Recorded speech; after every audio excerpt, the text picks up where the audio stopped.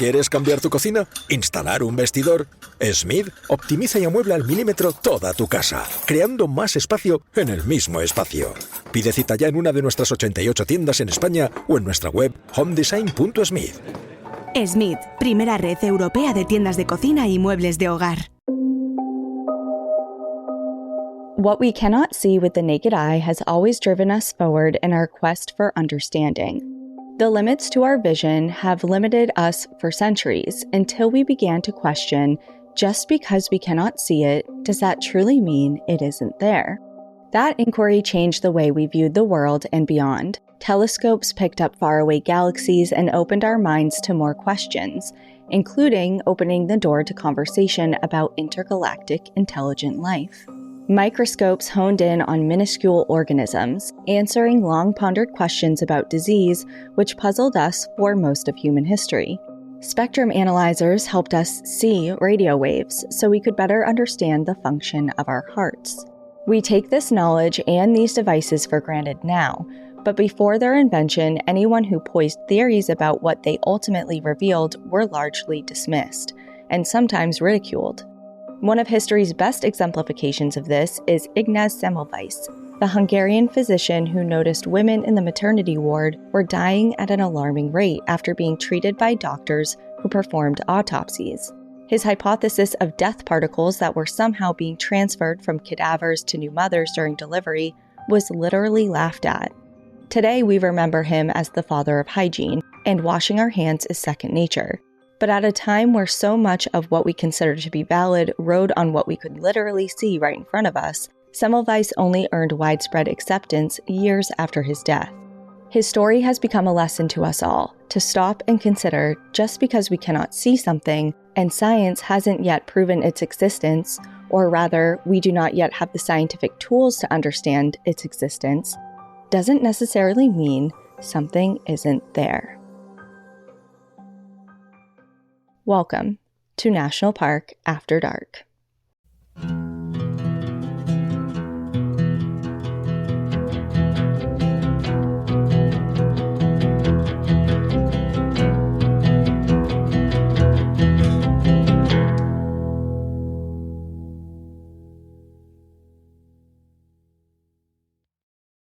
This feels like a hospital episode. Does it feel like a spooky hospital episode? Because that was the vibe I was going for. Well, it's pretty scary to think of that a woman giving birth is being treated by a doctor who performed an autopsy before that and didn't wash their hands. So that's definitely scary. That is frightening, yeah. But that's the only time we're going to talk about that.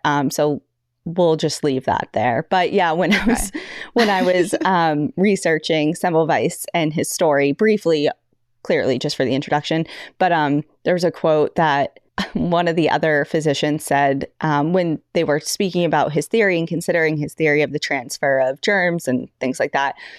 They basically were saying, how could gentlemen have germs? Like, gentlemen couldn't possibly. Like a man of stature couldn't have a germ. A doctor? Me? A doctor? No. Yeah. With so germs? Who doesn't wash their hands? We've come a long way. Yeah. The invention of soap changed a lot of things. The use of soap, using it, you know, it's appropriately. Crazy. It's crazy to think that there was a time that, and of course now we know, so that's why it's crazy, but it's crazy to think that there was a time where your doctors weren't washing their hands, or you weren't washing your hands ever. Just to, like, you're eating food, you're putting your hands, like, you touch your face so many times a day, and just like eating food and touching other things and never washing your hands ever. I heard a statistic once, and I don't know where, it was probably on the internet without any sort of credible backing. So I'm not exactly sure this statistic, but it's always kind of stuck with me that you touch your face 3,000 times a day. That can't be true. I don't know. 3,000 times I don't know, just a like day? a little, like 1, 2, 3, 4, 5. I just did 5. So quick. That's true. But like brushing your hair from your face, or I don't know. Or just like sometimes when I'm like thinking, I'll like kind of just like hold my chin a little bit. Not like pondering, like hold my actual chin. But I'll just rub my jaw or something. I don't know. But I try not to because of the leaps and bounds that we've both taken with investing in skincare. Yeah, I'm trying to do the math on that. So let me see. So if we're touching our face 3,000 times a day, that's 20. That's 24 hours. Do 12 hours because we're asleep. Let's say we're asleep for 12 on a good day. So in 12 hours, we touch our face 3,000 times. Again, I'm just saying this is probably wrong. Okay. So there's 12 hours. We're doing 12 hours. Yeah. 12 hours. I guess it would be. Do 3,000 divided by 12. That's good. I was trying to put it into minutes. So that means that we would touch our face 250 times an hour. Okay, so we're wrong. I'm wrong. Or that person was wrong. But it's a lot. Maybe Google it. See that what would be the actual number is. 4 times a minute. How often does... I mean, maybe that's true. That doesn't feel totally impossible. 4 times a minute. Right? Yeah. Okay, hold on. No, this is wrong. The first thing that comes up is like a article mostly focusing on COVID, but it says that research shows that we touch our faces 23 times an hour. So it's way less than 3,000, but that's still a lot. That is. Okay, that literally has nothing to do with this episode. And I'm so sorry for getting us off the rails right away. If anybody is listening to this for the very first time, hi, I'm Danielle, and that's Cassie, and we talk about death and awful events in national parks. And facts that aren't true sometimes, and we debunk them while we're on the podcast. Yeah. Okay, so... Well, also, if you're listening right now and you have never watched our YouTube, we're also on YouTube, and you can actually see us talking too. Yeah, you can, which is weird for me still. And it looks like Cassie just got back from or is in Aruba. You're tan, you're in a tank top. You look like you're living a different life than me. I'm pale and I have like 5 layers on. What's happening? Is it warm? It's warm today. Yeah, is it not warm at you? Where are you? You? At me? No, not it's really. It's 65 degrees and sunny here already, and we're recording this in the morning. Yeah, I don't know. It's not that warm here yet. And the office, just because it's above the garage, it heats up really slowly. So it's always kind of chilly here. But anyway, okay, enough talking, except for the fact that I have to tell everyone. Enough talking on this podcast. I'm not going to say another word. Just listen for the next hour in silence. Yeah, it's a meditation podcast.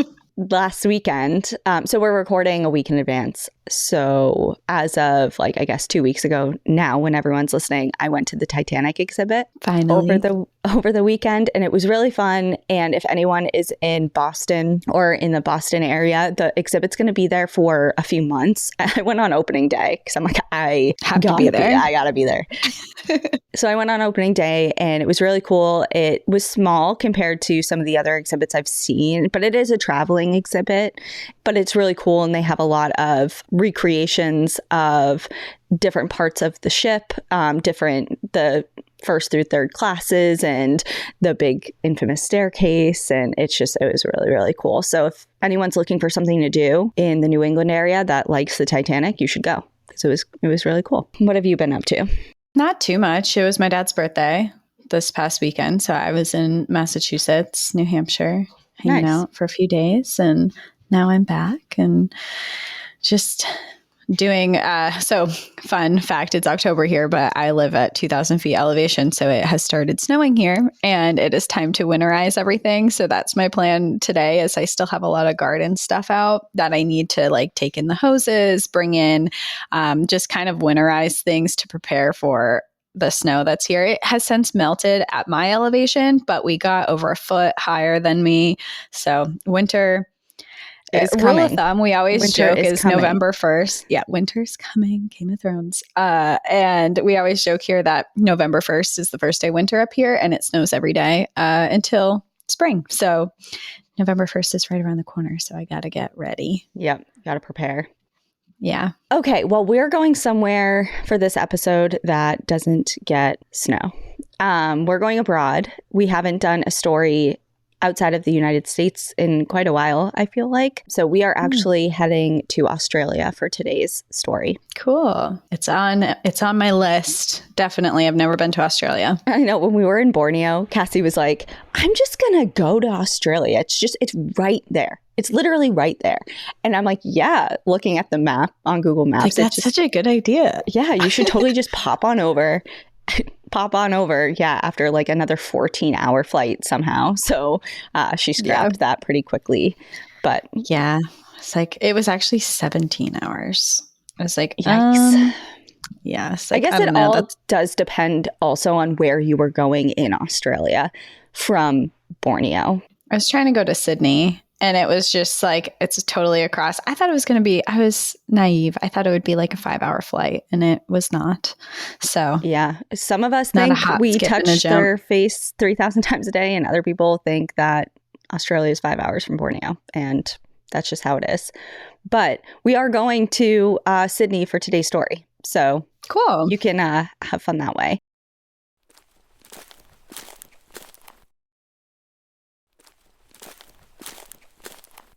So we're going to Australia's Sydney Harbour National Park in Sydney, New South Wales, Australia. And this park is actually pretty small, coming in at under 1,000 acres, but it consists of 5 small harbour islands, rugged sandstone cliffs, sheltered beaches, bushlands, and hiking trails that all hold a lot of history, lengthy Aboriginal history, colonial, and military histories. North Head, the scenic area the park is located on, has a long and rich Aboriginal history prior to colonization, as does pretty much every park we've ever spoken about and ever will.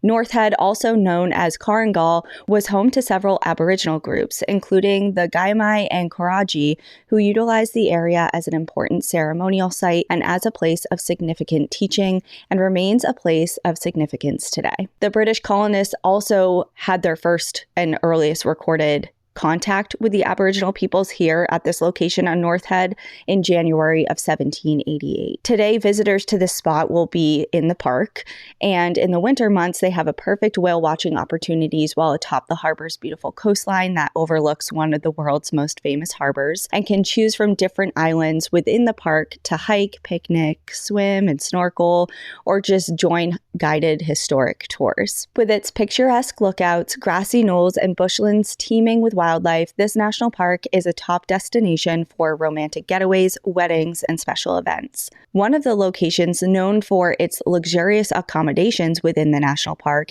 is named the Q Station. The space advertises these rooms and suites and cottages and lounges. They say, come and stay here. They advertise the beautiful French doors that lead out onto these balconies that overlook the bay and the water. There's large, comfy beds to tangle up in. There's private bathrooms with soaking tubs and these big suites with adjoining kind of like parlor rooms, all just advertised as this beautiful romantic escape, or an escape to go to with your family for some bonding time. Just the ultimate relaxation. I mean, I'm convinced their marketing has worked for me. Yeah, you should see the pictures too. But these rooms, suites, and cottages are buildings that once served a completely different purpose. They functioned as barracks, hospitals, and segregating housing complexes for over 13,000 people for over 100 years. Thousands of people poured in here from ships entering Sydney Harbour, arriving from all over the world. But the people weren't here by choice. The Q Station, as we know it today, was originally the North Head Quarantine Station, where 572 people died from diseases such as smallpox, the Spanish influenza, the bubonic plague, scarlet fever, and more, and today are buried on site and may just pay you a visit while you're visiting the park. Oh no. Less convinced. Well, I'm more convinced. I don't know how that happened. I know you are. So let's get familiar with the quarantine station and what it was like for the people who spent time here. By 1832, Sydney was pretty terrified about the possibility of the spread of deadly infectious diseases coming in aboard the various passenger and cargo ships that were entering the harbor and their country from various parts of the world. After a disastrous voyage and subsequent quarantine of the Lady Migotten, in which 73 passengers and crew died, the governor formally requested funds for the establishment of a permanent quarantine station at this site at North Head. In response, Parliament sanctioned an isolated area on the edge of Sydney Harbour, about 10 kilometres from the community itself, that would serve as the country's first permanent quarantine station that would forcibly quarantine ships which arrived from infected ports upon their arrival to the country. The quarantine station was opened in 1833, and the first step upon arrival was disinfection. And from that time, when it first opened, up until the early 1900s, this process was extremely basic and less effective than desired. And we're pretty much talking, the ships would come in, there would be tents that were set up above the cliffs, on the cliffs above the beach, and people would just kind of be put there and sequestered there until they either died or showed signs of recovering from whatever ailment they had. So were there any So what was the disinfecting? The disinfecting portion would come a little bit later, but at this point in time, from the 1830s when it first opened to the early 1900s, the understanding of diseases was pretty limited. There were pretty much mysteries, how they were transmitted, how to treat them, etc. They were all kind of big unknowns. So the establishment of an efficient and effective process was trial and error for the most part for the very beginning, the first couple decades of the quarantine station. So they pretty much just set up some tents and they were like, let's burn your clothes and you just need to stay over here until the disease is not noticed anymore or you pass away. And in 1911, so in 1911, the director of the station was sent on a 5-month trip around the world with a mission to visit other quarantine sites and note their best practices. So basically, he was studying how other quarantine stations operated, and it became apparent that Australia had been struggling with properly dealing with various endemic diseases coming their way, smallpox at this point in time in particular. So he set out to learn and bring back all of his observations and what was working best for other places and put it into practice at the quarantine station at North Head. Maybe I'll get into this, but do you know like how he was protecting himself from these diseases while he was hopping around to all these quarantine stations? I don't get into it and I don't know, but he was fine. Interesting. Yeah. Well, and I have to imagine he wasn't going to travel comes with risk of picking up bugs and things like that, especially if you're going for that sole purpose to places, infected areas that there is the presence of various diseases. But he wasn't like throwing himself into the general population. He was going to speak to the operators of the quarantine stations. And, he wasn't like going into the population. He wasn't talking to the patients or anything. Right. Okay. Because the patients don't know anything about how it's operated. They're talking just there. Yeah, to like the superintendents and things like that. Okay. That makes more sense. So he brings back a bunch of information and all of these best practices and implements them. And it changes the way that North Head was operated completely. So once a ship would pull into the bay at Sydney Harbour Q Station, a doctor from the Q Station would row out to the ship and check in with the captain, just to get an idea of how many people were ill, how many people were being treated, and for what diseases. The sick would then be taken first off the ship and sent directly to the hospital, while healthy or asymptomatic people would be instructed to take one change of clothing with them and would be brought to shore to the wharf where the disinfection process began in the bathing blocks, which were buildings that contained about 24 showers each, and there were 3 of them. And these are not, they look like buildings of sheet metal that were constructed and divided into little cubicles, like kind of like step 1, step 2, step 3 type of thing for each shower. A foreman and a superintendent would be yelling instructions. The idea was to get passengers moving as quickly as possible to limit the chance of the spread of disease. So it wasn't like okay, well, you're going to take a nice shower now. You can place your belongings over there and like take your time. No, it was like, let's get a move on here. Their change of clothing would then be taken and sent directly to large autoclaves for sterilization, while their personal possessions were taken and sent to what was called the baker's oven, where it was placed on this kind of like track, which would be sent through a decontamination process that was designed to kill any insects or vermin that were creep crawling around. In their clothes? And in their luggage, yeah. This is the late 1800s, early 1900s. Yeah. So yes. Just picturing like in your clothes, you have a mouse in your pocket. Like, what are you doing? It's not on purpose. But yeah, so that was for their personal belongings. And meanwhile, people are walking to the showers with just one change of clothing. When they arrived at the bathing stations, the passengers would be sent into a waiting room until the next shower bay was available to wait their turn. They'd be lined up, instructed to take a step into the cubicle in the shower to disrobe, and their clothes would be placed into a wire basket and taken away for sterilization while they moved into the shower portion. The showers ran with hot water, which was actually a first-time experience for a lot of these people who came from places, countries, or an area that does not have A, running water, or B, hot water. So this is like a first time experience for a lot of people. But like, ooh, what's this? I like it here. Well, no, because this isn't just hot water.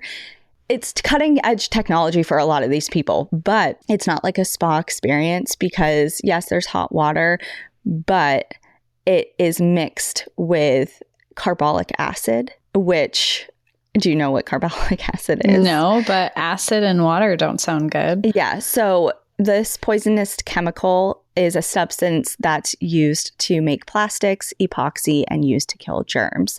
And this addition, sometimes, depending on the quantity of how much was put into the water tanks, would sometimes take off a layer of people's skin while they were. I mean, it's like a full body chemical peel. You can think of it that way if it makes you feel better. Head to toe they come treatment. out younger. Yeah. Like, you know how much we pay for that for just our face? Yeah. Yeah. And you got a whole body treatment? Amazing. That's not going to age well. But okay. So after you're done with this, also there's the addition of the foreman and the superintendents would also be watching you through a peephole that was drilled into the side of the shower wall to make sure that people were actually getting under the water and fully soaking themselves. So you have... I mean, I know I joke that it's a chemical peel, but I mean, this sounds horrific and horrible. And people are watching you. Strange men are watching you from a little peephole in the side of the wall. Yeah. I imagine most of these people coming in are men. Well, right? No, because a lot of these people are immigrants coming to find a new life. Like, there are tons of families, women, children. This was like cargo ship kind of things, like people bringing in goods from other countries. There's both. There's both. Okay. And there's also a lot of military coming in because of World War I and World War II that happened in the time frame that this Q station is running and functioning. It ran for over 150 years. Oh, okay. Yeah. So wow. There's people from all ages coming here, a lot of families. After you're done with your shower, you'd be given your change of clothing, which had been sterilized while you were going through the showering process, or those of others. Like, they're not always keeping track of, this is your clothes. Sometimes people got other people's clothing, and then you were sent to your accommodations. The showers were divided by class, 1st through 3rd, and the experiences from then on forward for those who were required to be at North Head Station varied wildly based on a few things in addition to their class. The circumstances in which they arrived, if their ship was infected with any sort of disease, and if so, which one, as well as their race and their gender. Prior to the 1850s, accommodations were barrack style, very basic for all classes, everyone coming in, and the entire station was pretty rudimentary for everybody. However, by the 1870s, passengers began demanding that their accommodations at the quarantine station reflected their ticket status and their standard of travel. So I imagine that this is the first class started demanding this, because I don't foresee anyone in the 3rd class demanding that type of... They be treated as third class. Yeah, right. Yeah. So in response to that, the Q Station built new facilities for the first and second class, while the barracks became the third class accommodations. The entire property's holding capacity was about 1,200, although 2,500 people were housed here during the peak of one of the deadliest pandemics in world history, which was the Spanish flu. In response to this influx, patients were put out in tents outside, on the porches, just kind of scattered everywhere. Clearly, they're over 1,000 over capacity, holding capacity, so they had to make up for it somehow. For those in first class who were lucky enough to not be sick, their time at the Q Station was kind of like an extended holiday. They had access to tennis courts, swimming pools, and even concerts and dances. And their dining hall and their living quarters were small in comparison to the second and third class accommodations because there were proportionally less first class ticket holders usually traveling at this time. But they were all very well adorned and decorated. Their dining hall had a big, nice fireplace. Everyone got dressed up for dinner time and would dine together every night. Their meals were prepared by chefs and they were waited on by stewards. It was like a pretty fancy experience for being in quarantine. no wonder why they argued for that. I mean, versus barracks versus that. Yeah, it's an upgrade for sure. Yeah, they won on that fight for sure. A news article from a local paper published in 1913 describes it in part saying, quote, "Those who are merely detained as contacts have about 500 acres of grounds to ramble over. In good weather, the days pass like a picnic. There are paths and retreats and open, well-grassed plots. Cricket has been played, fishing is open to all, and those who like swimming have it in abundance." So, I mean, that feels like a vacation to me. For sure.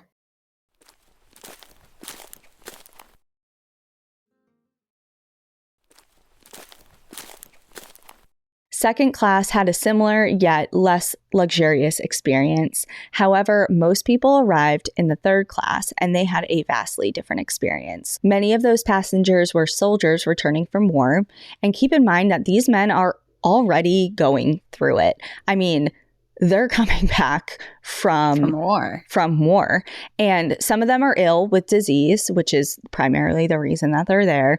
Others are seriously wounded, while some, in a best case scenario, are just exhausted. You know, they're tired and they want to just go home. But others are suffering from PTSD, all making for a third class experience that was less than ideal. For example, in February of 1919, the ship the Aragon arrived at the station. And this is a ship full of soldiers coming back from the First World War. They had already been delayed several times on their way back for various different reasons. And when they arrived at the Q Station, things got worse. They were kept in limbo, first of all, on the ship for 4 days, literally just hanging in the port because they weren't allowed on land yet because there was a big debate for some reason regarding the ship, regarding who was responsible for them, whether it was the military or the Q Station. And I'm not sure why that is because so many different military ships and soldiers came to the Q Station over its history. And I'm not sure why this particular ship had this problem. But either way, it was pissing off the soldiers. They were just sitting on the ship for over 4 days. And as the debate wore on, the troops were getting fed up, and several of the men attempted to pull up anchor and steer the ship towards the main port in Sydney, but they were ultimately stopped. In a second attempt to escape their confines on the ship, 42 men commandeered 3 different lifeboats and were able to escape. They were eventually all rounded up by police, but 2 men actually made it as far away as Newcastle, which is about 100 miles away. So they were on it. When a decision was ultimately made and the men were finally allowed to the Q Station, they were required to carry their own packs and kits a mile uphill to their quarters, which turned out to be a patch of grass. So they had to dig their own trenches and pitch their own tents that would serve as their accommodation. And there was also the matter of the brown snakes that were prevalent on the grounds of the Q Station. Oh yeah, we're in Australia. Yep. And on their first night, they documented that they killed over 60 of these snakes that were slithering in and out of their tents and all around the area that they were to stay. So it's just, I say that as an example of the difference in, because the soldiers were not treated as first class. They're coming Which is back. crazy. Like, thank you for serving our country, but here's like the shit end of the stick. Right. And as I mentioned, usually the worst of the worst patients and passengers and crew members that were coming in would be taken directly to the hospital. But I mean, there are other people here that are probably not feeling their greatest. They're going through it. And they're like, all right, take all your crap and hike up a mile uphill, and you're already tired and exhausted, and you can like figure it out. And we'll get to you eventually. Yeah. And imagine like if this is where you live, you're coming home from war and you want to see your wife, your children, your family members, and now you're stuck in this place that is treating you horribly. You don't know when you're going to get to leave. You're doing kind of hard labor just to live there. Yeah. And now you're only a couple miles from where your family lives, but you're stuck in this spot. Yeah. And not being treated fairly. Yeah. While other people can just buy a place to sit in front of a fireplace and go swimming and play tennis. And be served. And be served, a chef, and you just fought for your country. And this is how you're being treated. It's wild. Well, it does get worse as far as how people were treated. Because remember, the station... I figured. Yeah. Because remember, I said the station didn't just segregate people by class. They also segregated people by race. And at this time in Australian history, people of Chinese descent had it really terribly. So in regards to the Q station specifically, upon arrival, people of Chinese descent were not permitted ashore until they quarantined first on their boats for 21 days, which was not a thing for nearly everybody else. Then 21 days is so long. Yep. Then once that time period was up, they would have to give over all of their belongings and clothing, which was standard for everybody else, to go through the baker's oven and the autoclaves and things like that. But actually they would just burn everything. They wouldn't get any of their belongings back? Nope. Everything would be burned. And it wasn't until 1904 until they were actually given actual structural accommodations, because before they were just in tents or just rudimentary things that were thrown up on the lawn. And even these structural accommodations were not great. They basically looked like a 3-sided sheet metal lean-to, kind of like a barn. It looked like a barn to me when I was looking at some of the videos and tours that they have up on YouTube of this area. So I'm not very familiar with Australia and China's history, but do you know why Chinese people were treated worse? Yes. So at the time, especially during the 1880s, there was a outbreak of smallpox, and it was wrongly believed that Chinese arrivals were to blame for the introduction and spread of smallpox. So they were treated unjustly. This is feeling very reminiscent of what's happening in today's world. Just want to say, like, I know. History repeats itself, and here we are. And it's interesting you say that, because for my research process for this episode in particular, I watched a series that the Q station actually created and put up on their YouTube channel. There was like 5 or 6, maybe up to 8 short, like 15-minute clips of the tour guides at the park, bringing you around to each place of the Q station and going over the different histories associated with each location and the process and what it was like for people who came here. And they filmed it during COVID.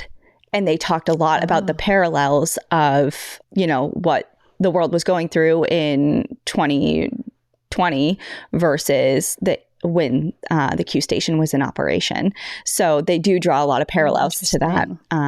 So back to the awful and unjust accommodations and treatments for the Chinese who arrived here. Not only did they have these awful accommodations, each of those accommodations was divided into kind of like 3 sections, and each section had bunk beds instead of these like big en-suites and things like that. There were bunk beds that were just stacked on top of each other. Yeah, so they were 3-tiered bunk beds, and each of them were supposed to hold 60 people in each of these little rooms.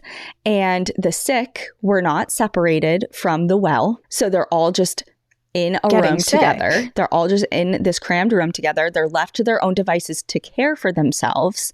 They're not going to the hospital on site. They were given very little supplies, and they even had to cook for themselves and were given no access to running water. That's horrible. Yeah. That's just brewing so many things here. You're going to have people who, if there's no water, you can't clean yourselves. You're around sick people. You're going to get it. It's going to spread. You have to cook your own food, but I'm assuming the food that they're giving isn't great.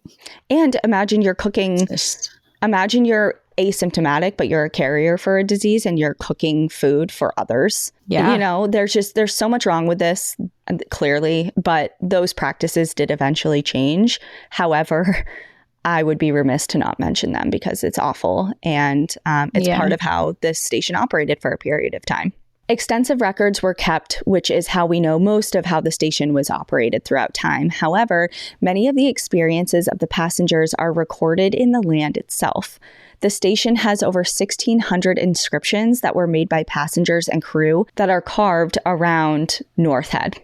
So there's all of these, a lot of them are just like the ship name they came on and the date and maybe somebody's initials or the names, but some are larger and they express their fears, their experiences, or simply, like I said, just a short, like, I was here on this date. Mm-hmm. There are poems and initials and details carved in several different languages and throughout different periods of history. And it's important to say that the station was not constantly occupied because there wasn't always a quarantine necessary. It was only when there was illness or disease noted on a ship coming in. Like, every ship would come in and kind of go like, okay, is there anybody sick or ill on the ship? If so, you're going to the quarantine station. If not, you're going just straight to the main port in Sydney. So it wasn't every single ship coming in. Maybe you said this already, but how long are healthy people supposed to stay here for? That are actually have gotten into the quarantine, not like the 21-day stuff and people out to sea, but who are actually there. So I read that the average stay here was between 3 and 40 days. That's a huge range. 3 or 40 days. Yeah. I think it depends on, like I said, a bunch of different factors and what was going on the ship that you arrived on. Like, imagine you're not sick, but 50 people died of something on the same vessel that you came in on. You know, it's all dependent. So while it wasn't always in operation, there were times in history that it was full and, like I said earlier, completely overrun, in particular during the Spanish influenza epidemic.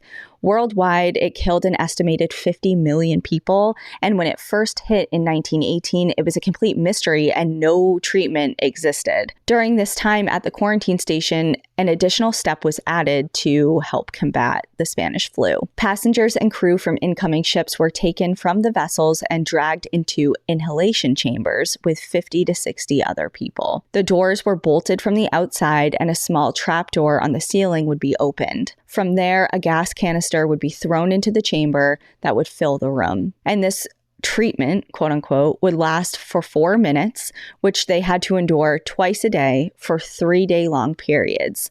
And they did this because they thought that this practice would purify people's lungs. But in reality, the treatment actually made the disease worse if someone did in fact have it, or if someone did not have it, it would make them more susceptible and more likely to contract Spanish influenza by doing this. Yeah, it sounds horrible. You just trap people into like a gas chamber, essentially. It does look like a gas chamber. Yeah. Yeah. Because it is. But yeah, that's the right picture to have in mind. So during this time, the Spanish influenza, the hospital is completely inundated with people. Every single bed was filled of the sick and dying, and they were spilled out onto the porches, in tents, things like that. And if you were infected, you'd typically be given a simple hospital bed in a room with dozens of other people, just separated by a sheet, if anything. And if you were lucky, you had a mosquito net that you could throw over yourself. The bed would be equipped with straps as well, because during the end stages of the Spanish flu, your lungs fill with fluid and patients become really irritable and delusional, and they start flailing. They're drowning in their own fluids. And in response to that, the nurses would give them syringes full of strychnine as a treatment. Which, what is strychnine? Strychnine is a poison. Strychnine is something that people put out as a poison to kill coyotes and wolves. And it causes convulsions and often leads to death. So this is that what they were intending, is to kill them once they got to a certain point? No, this was just kind of like whatever acid I was talking about earlier. I already brain dumped the name. It was thought that and the same thing with the gas chambers. It's like these are all being used as treatments because they're killing people. People are so unfamiliar with the disease and how to accurately treat people with these various diseases. It's just like a big time of trial and error. And even though they thought it was helping or minimizing different symptoms, it was clearly not doing a lot of good. Yeah, that's so scary. The doctors and nurses stayed on site on the quarantine station site, although clearly in their own separate units and housing blocks and things like that. And their jobs left them at a high risk of infection and death themselves, and several people lost their lives after exposure to various diseases brought to the land while working at the Q station. Annie Egan was one of those people. She was a 27-year-old nurse who was really early on in her career, and she volunteered at the station to aid soldiers suffering from the flu. She arrived in November of 1918 and cared for the sick and dying, but a month later, she was dead. She was a devout Catholic. Her final wishes in her last days were to be seen by a priest so that she could be given her final rites.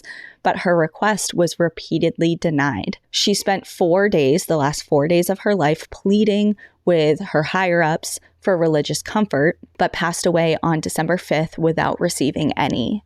And because Why'd they deny her? Because they didn't want anybody from the outside coming in, no matter what the purpose was. And because her body was still highly infectious, she was buried by another nurse. Her family and friends were not allowed to be there and on the grounds at the quarantine station. And she was buried with full military honors. Days later, down in Sydney, a funeral and a church service were given in Annie's honor by her family and friends. And word spread about her final request for those final rites and the denial of that. And the community was horrified by it. They kind of got up in arms for her. And in response to the uproar, the Archbishop pleaded to the government to allow the dying in the quarantine station to be allowed spiritual counsel in their final moments if they requested it. Yeah, that's awful. Your last moments, and you're not even allowed to practice your faith or be comforted in that moment. And it was a big battle, but ultimately that comfort was permitted. And from then on out at the station, if they were requested, priests were allowed on site to the bedside of the dying. And again, with the height of the COVID epidemic, I mean, a personal anecdote, my great aunt was dying during the time of COVID, and she was very, very close to my mom. And my great aunt never married. She was such a badass. She never married and she traveled the world. She had the same job her whole life, and she spent her money. She saved her money to travel the world she was like the real cool aunt. Truly. Yeah, truly. And she traveled the world, and then any extra money that she had, she gifted to her nieces and nephews, me, and a lot of my cousins to go to school with and to further our education. And she was awesome. But anyways, she had cancer, and she was admitted to the hospital in her final months because it got really, really bad and she couldn't care for herself. And nobody was allowed to be with her, and because of COVID restrictions, and she passed away by herself. So it just reminded me of that time. Like, my mom literally would go outside of her hospital window to see her because there were such high restrictions on who was allowed in and with patient people, At least she was able to like physically go there outside the window. And, like a lot of people are like way up in skyscrapers and hospitals and stuff, like way up on the floors. But it's so horrible, especially knowing now what we know. What we know. Like, COVID is no longer as scary as it was when it first came out. So that's not happening in hospitals anymore. So that's awful. Yeah.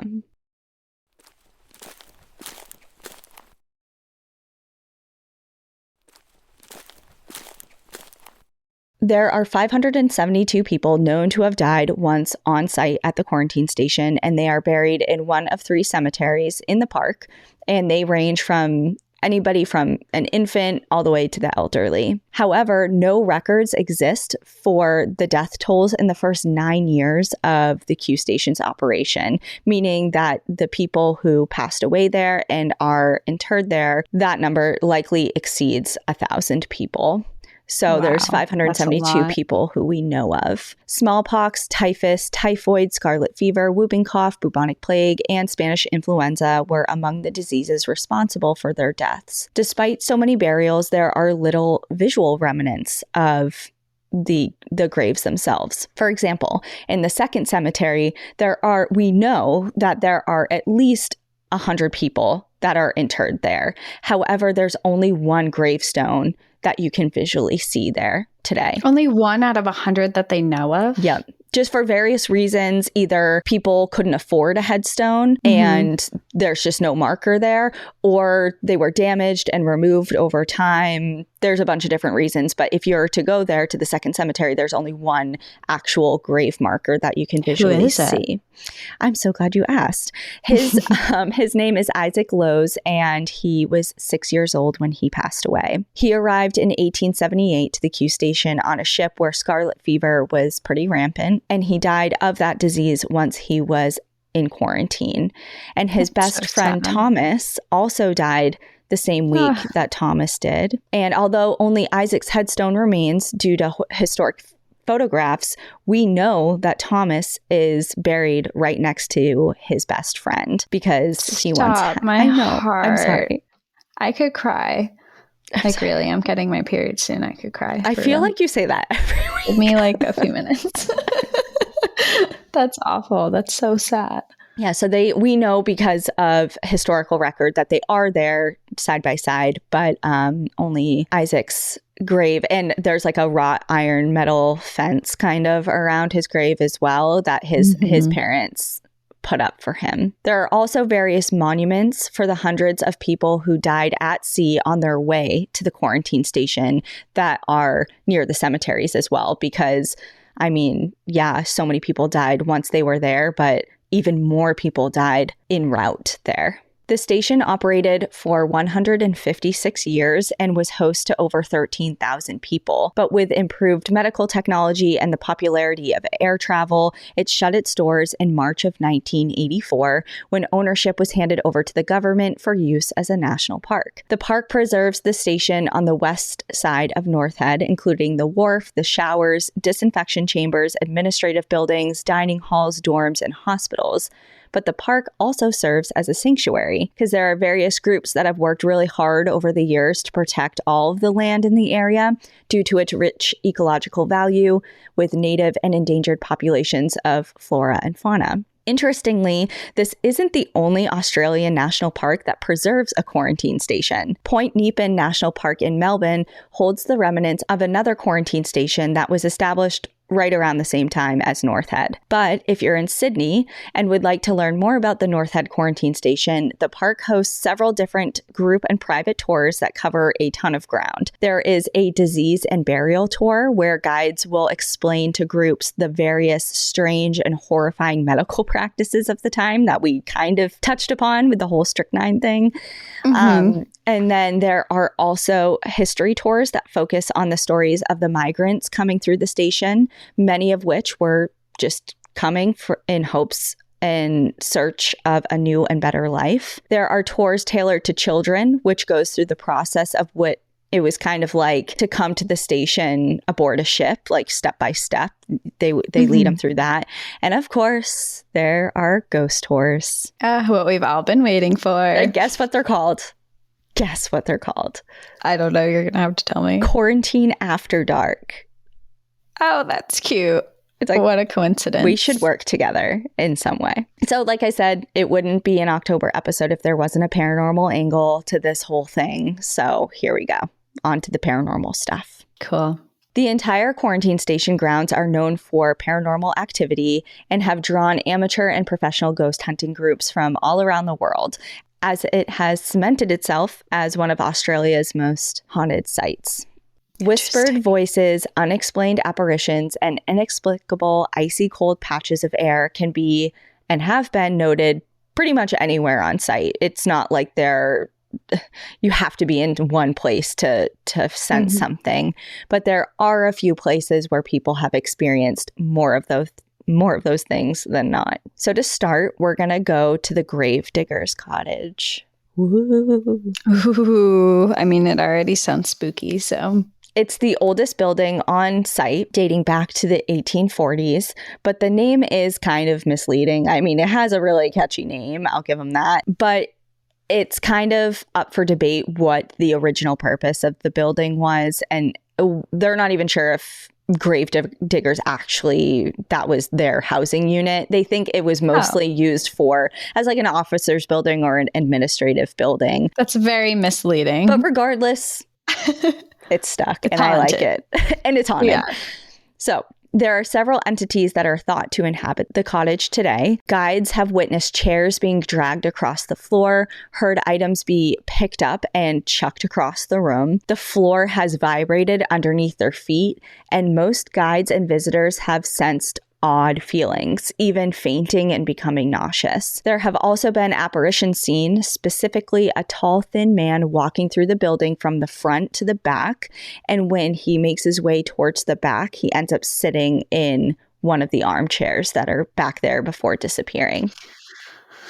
Creepy. Additionally, there has been an apparition seen in the cottage's bathtub, crouched down and weeping, or the apparition of a man in a wide-brimmed hat and dark cloak hanging out in the kitchen. But in particular, there is an infamous spirit named Samuel that resides there. And sadly, he isn't the friendliest of spirits. One night, while giving a tour of the cottage, a guide named Brandon was speaking to his group. They were kind of standing in the kitchen area and just kind of hanging out while he told them the history of the building. A woman and her young daughter had wandered into a nearby bedroom because the cottage isn't big. It's a small building. So while they were probably at the outskirts of the group, and they kind of wandered into the adjacent bedroom known as Sam's bedroom. Suddenly, they both began screaming, and Brandon rushed past his group into the room to see what the hell was going on. And he entered to see the woman, the older woman, being thrashed around by an invisible force. And even more terrifying, she started speaking in a man's voice. Oh, no. Absolutely not. Absolutely not. That is the worst haunting. So Brandon... is trying to help her. So he grabs her and tries to pull her out of the room. But there is an invisible force. Literally, he could see the back of her jacket being pulled back. Like she was being held back into that room. I hate that. I'm so sorry. So much. I'm so sorry. I know this one's actually really... Imagine... I just have to say, I'm watching myself on video. I've touched my face like 500 times already. 3,000 is the number. 3,000 is my number. Yeah. Okay, anyways. So I'm going to put my hands down here and not use them again. But keep your hands to yourself. They are to myself, but they're still on my face. Remember that in like elementary school where they're like, keep your hands to yourself if you're like fidgeting and stuff, and then you had to like put them on the desk. Fold them in front of you and just... just like sit there like very... calm and not move. Yeah. Back to this woman. Brandon helps her, and she's finally removed from not only the bedroom, but the entire cottage. And she gets out, calmed down, and that was it. And then she left. She's not talking in a man's voice anymore. No, I guess she was fine afterwards. I guess she got the full tour experience. She sure did. She signed up for a paranormal tour and she got one. And they say that about Samuel or Sam that he sometimes gets very upset with women in particular, and that he's easily agitated. So they're not sure if she said something that irritated his spirit or he just picked on her. But either way, that's a really jarring account from that Do we know his history, like who he was in life? No. There's rumors that he was one of the site's grave diggers, but I mean, who knows? So next, let's go to the hospital ward. Again, unexplained apparitions, shadows, and strange sensations have been felt and experienced here, but there is one spirit in particular that is known to patrol the building. It's been known for years amongst the guides that when they start speaking of a particular nurse, one of the nurses that had passed away while working on site, they'd sense somebody come up and stand behind them during that portion of the tour. So the person who was talking about this and explaining that, he was like, yeah, I was a new guide. And when I was being prepped, because as part of your training, you have to shadow other tours and other guides giving their talks and things like that. And he said it was just known amongst guides that during this time, don't be surprised if you sense something weird come up and stand behind you. Interesting. And not only that, on several occasions, visitors who don't know this, they don't know that whole thing amongst guides, they've noticed an apparition of a woman in a nursing uniform tagging along with groups, either like trailing behind the guide or standing at the edge of the group while they were in the hospital. Even more particular, this entity who arrives and hangs out for this part of the tour often gravitates to visitors who currently serve or who have served in the armed forces. Oh, wow. Isn't that crazy? And it's like they put that together after from just talking to people who have experienced this. A large portion of them are veterans or have a military background, and they're not showing up in their uniforms. She just knows. Yeah. Oh, that's so interesting. And it's speculated that this is Annie Egan, the young nurse who passed away that was volunteering with the military and taking care of soldiers. And then died a month later. Yeah. Or maybe Elizabeth McGregor, who I didn't talk about in particular, but she was another young nurse who cared for soldiers and died after contracting the flu from them. And she's buried on site as well. So I think that's amongst one of the better hauntings here. Because I think that, just showing up and tagging along and maybe making sure that people are okay seems nice. She sounds caring and nice. Thoughtful. Yeah. Well, this is the one you're going to hate the most, I think. I thought the other one was bad. So, all right. I don't know. We'll see. You tell me. Right on me. Okay. So we're going to the morgue now. Next stop. Of course we are. Yeah. As one does. Of course things have gone down in the morgue.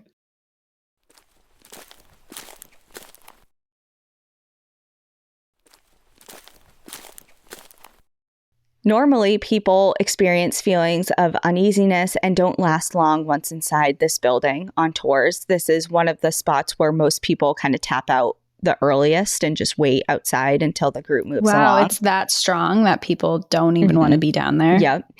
And on one occasion, this is kind of recent, this is 2019, a guide who had been working at the station for years was conducting one of the paranormal tours and was bringing the group through the morgue. And it's interesting because in the past, this guide, whose name is Mel, she was super comfortable in the morgue. She was like, yeah, it was kind of creepy just because I knew its purpose and it's still adorned the way that a morgue would typically look. And it's kind of freaky, but she never felt uneasiness or she didn't feel anything that a lot of the visitors would feel. She was like, I've been there at night by myself, like doing our rounds. And I was never like, I can't go there, Yeah. She never really felt any sort of hesitation. Long story short. But on this night, Mel and her group were gathered around the original concrete autopsy slab in the middle of the room that the park, they have a mannequin on it that's like draped in a white sheet just so you can envision. I can envision what a morgue would look like, but thank you. Yeah, they just really want you to know. The lights were dimmed and the guide was so Mel was holding the bottom of the feet of this mannequin while she was talking as everyone was circled around her. And she felt something brush down the side of her arm. And she glanced next to her thinking that somebody brushed into her or touched her. And she shone the light of her flashlight over to where she was touched. But nobody in her group was near her. They were at least several feet away on either side. But whatever, she didn't really think much of it. Continued her speech. Several minutes go by And then suddenly her hand that was still resting on the bottom of this mannequin's feet was forcibly smacked off. And so this time she's a little more concerned because this is, I mean, when you feel the brush of something against you, it could be anything. You know, you're just like, what was that weird? But this is like unmistakable. Something smacked her hand off of the thing. So she's thoroughly freaked out, but she doesn't want to freak out her tour. So, and it's dark. Remember, it's like dimly lit. It's dark. People have flashlights. She didn't think that anyone even noticed her hand like get smacked away. So she keeps going, and suddenly she feels hands between her shoulder blades on her back, and she was shoved forward. Like, it's increasing in aggression here.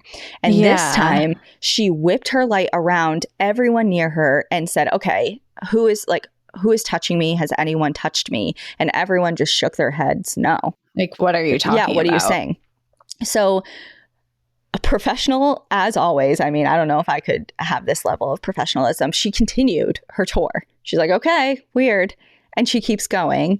And then suddenly she feels this, like, she described it kind of like the feeling of like a snake wrapping around her, this icy cold, like, breeze, but it was not just blowing past her. It started behind her, wrapped around her side, one of her sides, and went off towards the person standing directly beside her. Like, it slithered around her, and she followed this sensation kind of with her eyes as it goes over towards her side, and she watches as the woman to her left suddenly looks terrified because she's starting to feel it now, and the EMF reader that this woman is holding starts lighting up like a Christmas tree, and it was stagnant before. No. So scared but intrigued, Mel asks out loud, if there's anyone here with us, can you give us a sign? No, they've already given a sign, girl. They've already given the signs. I would argue. Yeah. And they're not friendly ones. As a response to this, she shoved forward again. And this time, because everyone is paying attention to what's happening, they all just ran out of the building. Fair. Yeah. Yes. Like, let's get out of here. That'd be me. I just envision, the cartoons where people are so afraid they start running and their feet are just like a blur. Yeah. Like, get out of here. Or actually, more accurately, the scene in Casper. Are you familiar with Casper, like, enough to know? Yeah, I haven't seen it in a very long time. Oh, you should add it. I think it might be my favorite Halloween movie. I think it might be. Yeah. I just love it. That Hocus Pocus is a close second, but I really think Casper's my first. But anyways, when they're having the party at the house, like with all the kids, it's a costume party. And then the girl is dancing with Casper. And everyone realizes that he's a ghost. He turns back from a boy to a ghost. Yes. Oh, and this all just bringing flashbacks. The music stops, their jaws drop, and they all just like hightail it, running over each other out of the building. That's what this tour was like. That's what I imagine. Anyway, so back to Mel. She has to go back the next night. Oh, it's not over. For another tour. I know it's not over because you said I'm going to hate this one the most. Yeah. So she has to go back for another tour. The show must go on. And she's in the same place at the same point in time of her speech. And while nothing happened to her, she was in the same place, same time. And a woman next to her starts complaining of an icy cold feeling and sensing that someone was poking her in the back of her, between her shoulder blades, like kind of like shoving her forward. So it kind of was like, she said that she felt like it was back and making its presence known to me. Like, yes, this woman felt something, but she, whatever was doing this, knew that she would recognize this is the same pattern and the same thing. And this is after like a long period of time for her not having any experiences here in the morgue personally. Yeah, because she was very comfortable here. Yeah, exactly. And in another instance in the morgue, this is a different guide now, and this one's the weirdest, but she goes into the building to do just like a security check. She wasn't with a tour or guiding anything, but she went through the building and she was doing her rounds. And as she took out her phone to check the time, her notes app came up and it was writing hi, hi, hi, hi repeatedly as it was just like being held in her hand. That is so weird. And feels more friendly though. Like, hi. No. No. You're telling me if that happened to you, you would be like, oh, this is cute. It would still scare me, but it would scare me less than being like shoved. Yeah, that's true. That's true. You're not physically assaulting me. You're just writing on my phone. You're just wanting me You're to just know writing you're here. hi. If it said hi, you're going to die, I would be way more afraid. It's like red rum, red hi. rum, red rum. Yeah. Okay. Lastly, onto the shower block. Despite not having any documented deaths in this building, the activity is pretty high here. There are shadowy figures that have been seen wandering throughout this building, popping their heads in and out of the shower cubicles, almost as if trying to like sneak a look at visitors.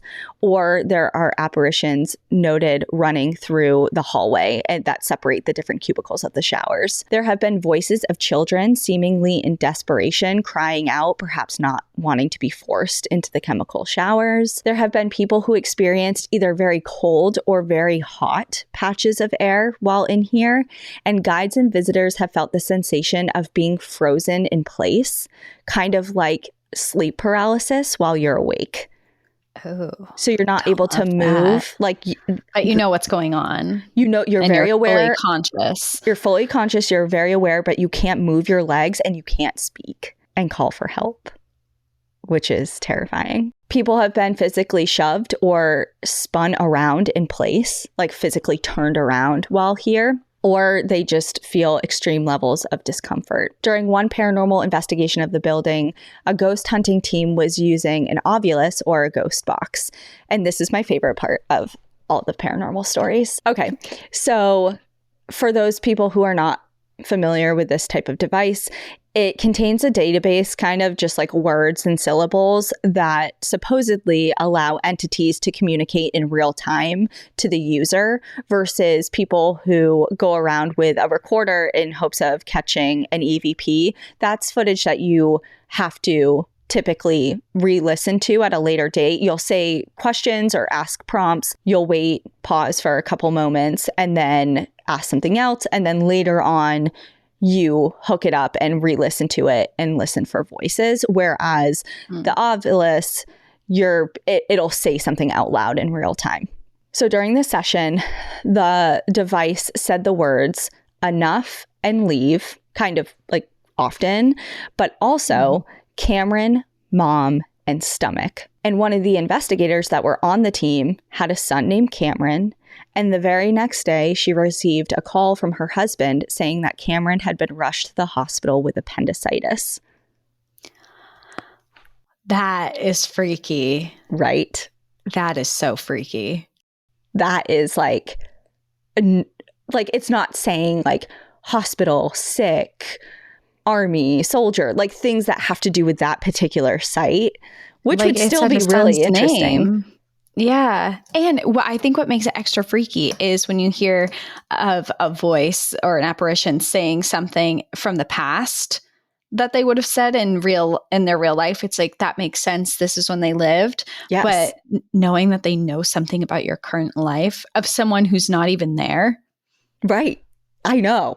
It's freaky. It's freaky. The Q station doesn't just offer paranormal tours. They level up, okay? They level up their paranormal tours because they offer sleepover paranormal tours. Shut up. No. When are we going? I am not going to Australia with you. For sure. But why? So during these tours, guests stay the night and ghost hunt the entire time. And on one of these occasions, the group had settled in for the night and were asleep. The guide was awoken in the early morning hours by 3 loud knocks directly above her head. And when she opened her eyes, there was a human-shaped shadow figure wearing a hood standing at the foot of her bed. Of course there was. She managed for sleeping overnight there. She managed to whisper, "Go away," 3 times, and it eventually did disappear.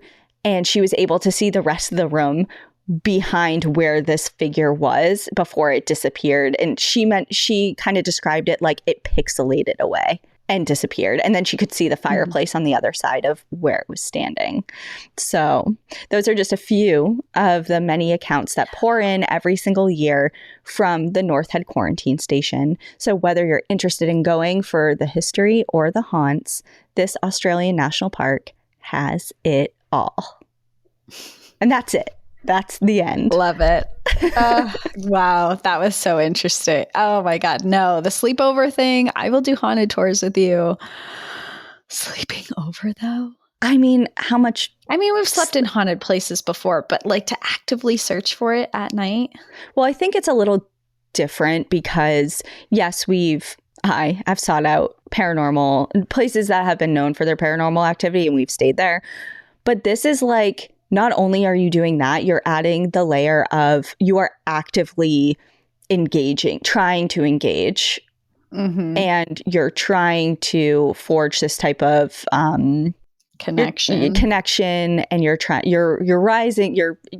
Your vibes are like, I'm here for you to do something to me, and I'm trying to make that happen.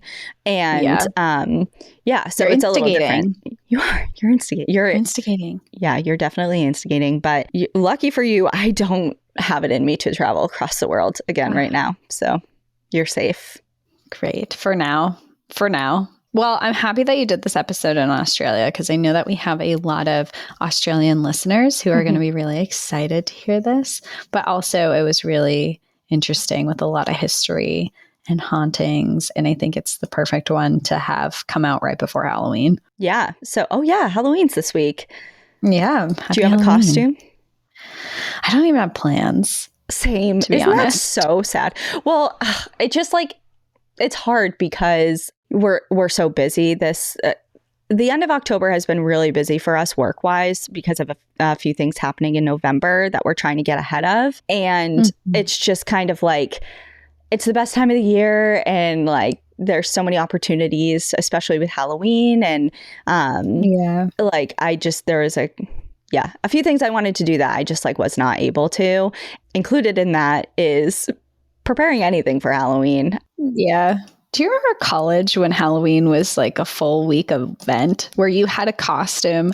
I remember if Halloween was on Monday, then starting Thursday night, I would have a costume Thursday, Friday, Saturday, Sunday, and of course Monday because Monday was Halloween. Yes. But it was the weekend before that and Thirsty Thursday. And it's just like how the times have changed. Costumes that I had. My Facebook albums are private for a reason. I will just say that. And there are I just off the top of my head, I remember being like doing the toga thing, like the Greek toga. Oh yeah, obviously. Classic. One would. Did you go to college if you didn't dress up like that at one point? And then cowgirl.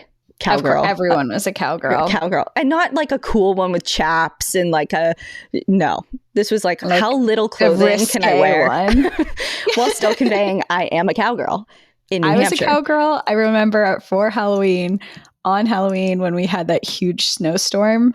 The snowstorm of 2008? Was it 08? No, this was college. This was in college. Oh, no, I mean, sorry. 2012. Yeah, maybe it was 2012. Because it was the year before I graduated. I remember it being terrible. I remember I wore like the smallest shorts I had. I like tied up a shirt really small. I had a cowboy hat on and cowboy boots.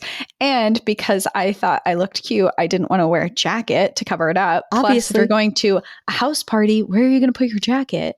You're not going to hold it. No, that's crazy. So I just walked around my college town to parties in a blizzard where we got like 3.5, 4 feet of like something ridiculous. We got so much snow. It was so cold. And I was just walking around like that. I had the similar experience. We were probably doing the same thing in Keene and Plymouth at the same time. Parallel lives. So the cowgirl. What else? I was a cat. Of course. What kind of cat? I am not sure. A black one. But I had like leopard leggings. Oh, okay. So maybe I was a black leopard. cat at one point. Okay. Where did you do toga too? I didn't do toga. Oh, God, I thought we were on it. I did pirate. I was pirate one year. I was also a pirate. Cassie. Look at that. Okay, wait. This Did we is just where I become think we're best gonna. friends again? Yeah, I think so. I also had. This might be where we diverge a little bit, but I was a lion tamer, so I had I had like a safari hat. I had this long green vest that was not quite a shirt, but not quite a dress, but I wore it as I had no pants on, obviously. So it's a dress. Obviously. And then I carried around I didn't want to carry around a jacket because why would you do that? But That's I carried ridiculous. around a lion stuffed animal that was literally this big. Okay, that's pretty good. And then I had like a whip, and then I put 3 little red paint marks here as if I was scratched by the lion. I'm sure it looked very realistic. It did. It sure did. I have one outfit. I just found it on Facebook because mine is also private, so don't try to find it because it's private for a reason. I have no idea what I am in this. Can you describe it? I am wearing, yes. Also, I think we might, if I'm feeling silly, we can post these. Okay. But maybe not, because I haven't looked at them in a really long time. And I know for a fact I edited I've never been like a Facetune person. Like I've never gotten that's past the our skill. generation, I think. I think it is. Facetune. But I definitely fucked with the like the saturation. The color. Yes. And yeah. So it looks like an Oompa Loompa. And you put like little stickers on them and stuff. So my outfit that I found, I have no idea what I think I'm those. Actually, now that I'm looking at it, do you remember those candies that come on paper that they're dots. the little circle dots? I think I'm dots candy. Wait, can you send this to me? Like just send this to me really quickly. Because I want to see, I want to if you put this on Instagram, I swear to God. I will ask for your permission for your outfits. Okay, let's see. It's coming. There's so many things going on, from my hair to my outfit to also I'm pretty sure I'm wearing a bathing suit top for a bra. Well, you were trying to hide because it's the cut of the it's the cut of the top. But you can see the bathing suit, so it doesn't really hide anything. That is true. But there is so much to say about this because number one, you're doing the classic millennial hand on your hip. Hand on your hip. Just one. There's a Bob Marley poster in the background. There is. And that's my bedroom. Yep, your dorm room. Your bangs are straightened and side swept, but you also have a curl, but also just the top layer of I also have a poof. But I do think you were supposed to be dots because I see. Were they raised? Do you remember if they were raised or they're just like polka dot pattern? I think that they're just polka dot pattern. But they're the colors. For whatever reason, I'm like a slutty candy dots because I also have, here's a picture here. I have pink stockings, like the. Oh, yeah. Yeah. Because that no outfit is complete super without. Short. Are you playing Root in that picture? Sure am. Just showed me. Beer pong, as other people say. Beer pong. Beirut, yeah. I always called it Root. I don't know. I did too. Yeah. God, there are just so many. I'm just trying to think of anything else that I did because, like you said, there was several outfits. Here I'm a dominatrix angel. This is so fun. Oh my God. This is so fun. I love how I was the devil. Ooh. Yeah, I was the devil. Just a straight up devil, not any sort of I didn't do a crossover. Like you had like 1 year just an angel costume with just a leather strap that indicated the just dominatrix. Went across the whole thing. Yeah. Another one that we did is me and my friends all dressed up as Playboy bunnies, and then one of my friends dressed up as Hugh Hefner. Okay, but we didn't have cute. Actual comments, or costumes. So he just like wore his bathrobe, and we just wore like whatever black thing we could find. I mean, you got to do what you got to do because I was also a Playboy bunny. Look at that. With the ears and the little cufflinks and everything. Mm-hmm. And then also, I'm trying to remember where this album is, but my senior year, me and my roommates we were calendar girls. Oh, here they are. We were the calendar. So I was Valentine's Day. So I was a risque, can I just say the bandana, or not the bandana, the thing around your head. The little like headband around your head. Yep. Okay, so I was that, and I had my roommates put lipstick on and kiss me all over, so I had kiss marks everywhere. And then one of my roommates was Cinco de Mayo, and then that's fun. And then one was Mardi Gras, and one was St. Patrick's Day. That's a fun idea. Isn't that for cute? Outfits. Yeah, but it only worked if we were like together, you know. Yeah. And it was hard if you were just alone, it was hard to... It's hard to stick together. Oh, here's the Playboy, but wow. This was also senior year. So like, again, with my album that I just showed you of all of mine was labeled Halloween 2010. All of those outfits were all 2010. Oh, here I go with here I am. There you are. You're a cat. I'm a cat. Duh. Okay, so not only did I have leopard leggings, I had this is clearly a leopard lingerie top that I'm just wearing out and about. Out in public. What the hell is wrong? Oh my God. I don't know. I feel like the people are going to want this after we've been talking about it for yeah, we were thriving. 35 minutes. Basically. Oh, here's the cowboy. Oh my God, you're going to die. I know this was the cowboy because it's in the album, but if I just saw this, I would be like, are you even dressed up as anything other than ugly? Look how saturated that picture is, first of all. Oh my God, yeah. The editing on it. And then I have a Edward Cullen and Marilyn Monroe poster above my bed. I love that. Also, our cowboy outfits are the exact same, except I have a pink flannel on. And mine's blue. Yeah. Same, but different. Always. Yeah. Were you ever a military girl for Halloween? I was not. I was that once. Like an army camo. Yeah. Wow. I did that once. God, the embarrassment. I have secondhand embarrassment for myself. I am good for you, girl, that you had the confidence to get out like that. And I can't even believe I wore heels. Yeah, heels were another... Like actual, like really tall, bedazzled. Yeah. Wow. Okay. Let's stop talking about this because we've been talking about it for a really long time. Yeah.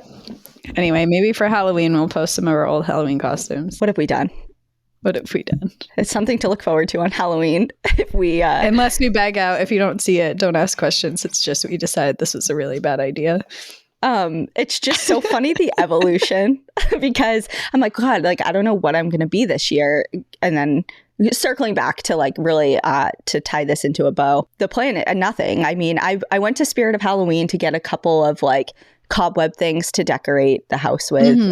But that's pretty much the extent, of the spirit that I have been able to put into this year. And I was looking at the costumes and I'm like, where am I? I'm not even going anywhere. So what is why the would point? What is the point? But it's so funny because I was going to go visit somebody and I'm like, I don't have anything. Like if we were to go to a park, like I don't have any plants, I have nothing with me. I have the remnants of a Beetlejuice costume, but it's not complete. And then you have to do like your hair and your makeup and it's like a whole thing. And they were like dressing up for Halloween. They were like, I have a shark onesie. I'm like, perfect. Then you can't see any of me. I'm basically in pajamas, And like how you've evolved from wearing nothing to wanting to wear a shark costume. A shark, like that you can just see like my eyeballs. They're like those pajamas that are going viral online where you just like it has like all the girls like laying on their couch just in a shark onesie. Yeah. Like one of those. Exactly. It's like, wow, how I've devolved, if anything, but I think that's progress, Yeah, for sure. Okay. Well, thank you everyone for listening to that, whatever that was. And we will see you next week. We hope you enjoy your Halloween and have a great holiday. Yes. And in the meantime, enjoy the view. But watch your back. Bye, everyone. Bye.